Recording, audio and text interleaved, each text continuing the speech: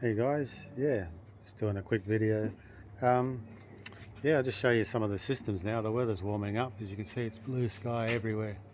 It's going to give you a rundown of all of that in this section here. This is where we do all our germination. So germination takes about 3 to 5 days.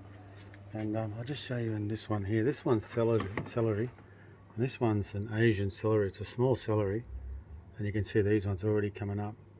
This is like a day after the seeds are sprouted. We like two other ones here. This one in here, we just put these in now. This is all in cocoa peat. This is in cocoa peat also. And cocoa peat, you ripped up coconut. This one here is all kangkong seeds. And the weather's warming up now, so kangkong, they love to germinate and grow really well in warm weather. And yeah, so these will be popping up within a day. And in here you can see these here. These are melons. These are watermelon. So yeah, I think they're quite a large watermelon. These ones, they're just starting to get going. So and just showing the other side over here. This one here, this is a chili plant, which is growing well. And just down the bottom here, this is wheatgrass. So we use this wheatgrass for a drink. It's very, very good for you. You have to cold press it, but not warm press it in a machine. It takes all the vitamins out, but it's very, very good for you for cancers and stopping cancers and things like that. But the plants, they stay in here until they get the second set of leaves. So when they got the second set, they're strong enough to come into the next system, which I'll show you in a sec.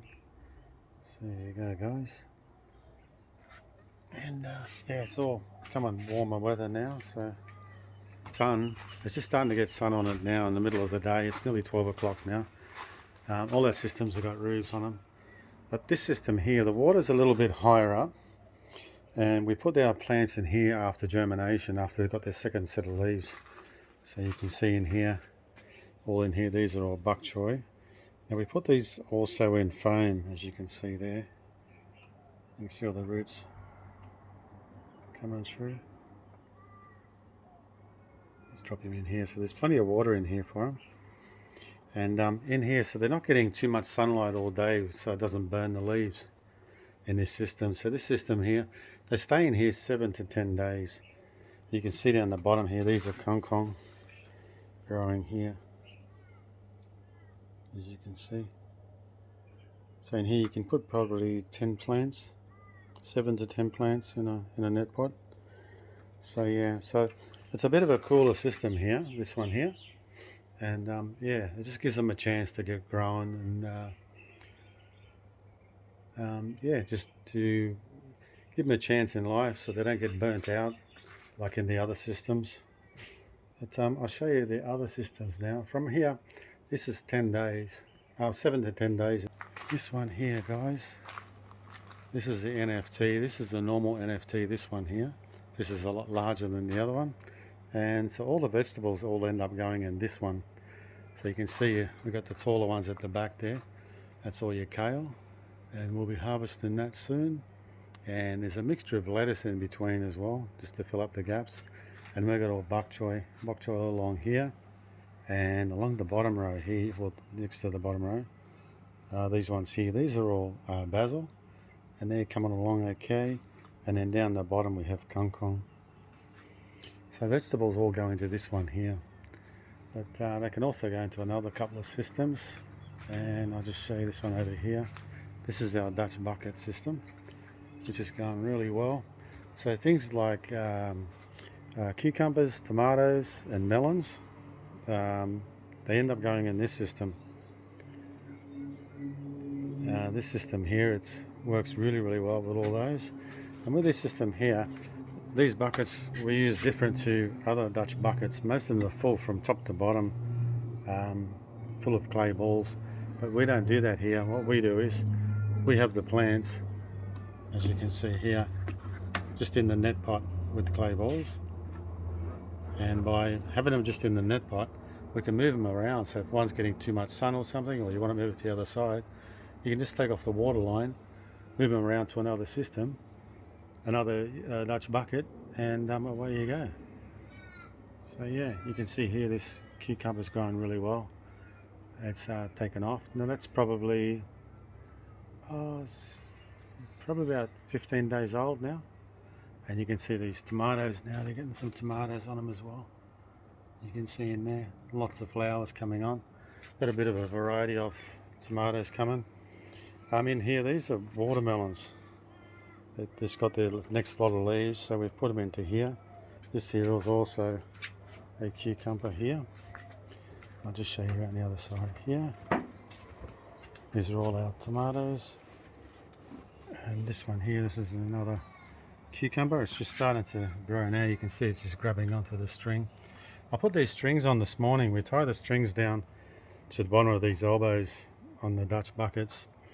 And I'll just show you up the top here. There's all the spoolers we call up along there. So these spoolers, you can squeeze them just above the spool a bit, and you can release the line and let it come down a bit longer. So if you've got a lot of tomatoes which have grown right to the top, you can actually let it sag a bit. So they're really good. These are hard to get. I've actually bought them from America. I haven't seen them anywhere else you can get them. But yeah, they're quite good. And yes, everything's going well there. With I just want to explain, guys, with celery, we can't put celery into the NFT system or any other system because they start to multiply and the roots will clog the systems. So those the celery, we put them in cocoa peat in this tray like this one here, and they all grow like that. So we just cut off what we need. We use them a lot in a lot of different meals. Yeah, so that's the best way for the celery. The next system I'll show you over here, this is our floating raft. The floating raft's really good for things like kangkong, bok choy, a lot of light plants, not too heavy because it's a floating system. And yeah, at the moment in here, these are all bok choy in here, these big ones here, and we've got some baby bok choys coming in here as well. Now the lighter colour leaves here, you guys might not have heard of these, but these are a Sam Hong King. They grow pretty big, like the leaves, and that's a very good vegetable. So we're having a go at growing those. And yeah, so everything's going well there. All our systems, as you know, guys, or you might not know, they're all running on the solar panels, which is, this is a cardamom plant here, so it's growing. Up top there you can see the solar panels, so they keep the battery charged at all times, even including cloudy days. It's all off grid and that. I'll just show you on the other side here. This is kangkong here, but it's just, we're getting into spring now, and we're getting the warm days now, you know, so now it's getting up to around the 28, so it's really nice for the kangkong. But these we germinated early. They'll continue to grow, but they're a little bit early, so they're not going to be as good as they should be. But we've got another lot of kangkong coming along. These guys here, this is all in cocoa peat. These are dwarf beans.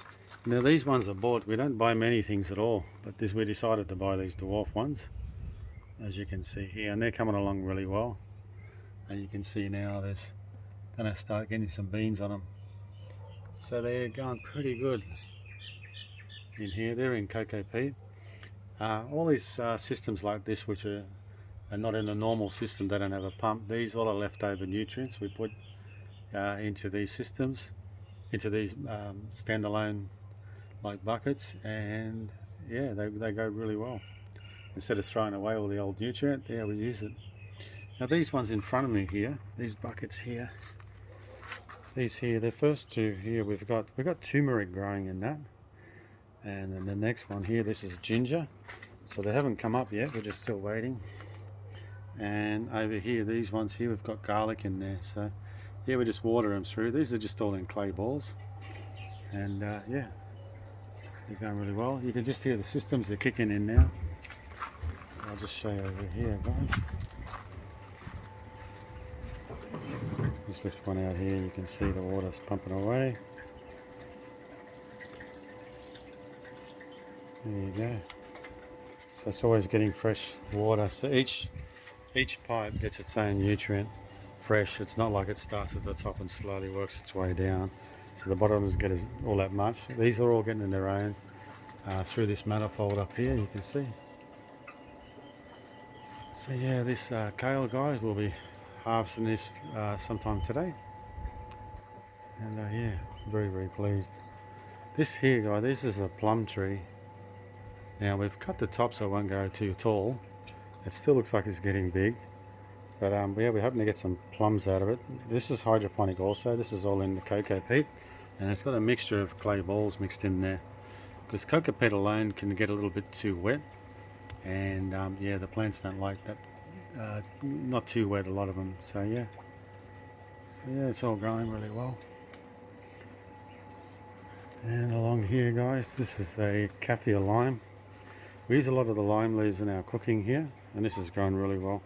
This lime doesn't need too much water. So this is all in just clay balls alone, you can see in here. They're very, very lightweight. And they hold water in them. So when you water the plants, this the water can stay inside these because they're sort of hollow. Yeah.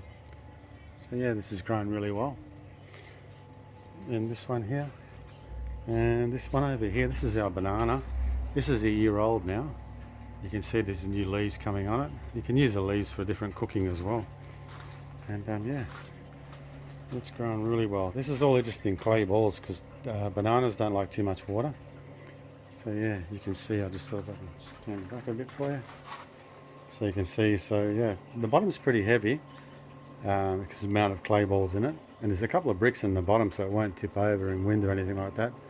But yeah, it's in a nice warm location up against the fence here, so yeah, it's very, very happy growing there. You can see this system here is running, so all the systems turn on at the same time.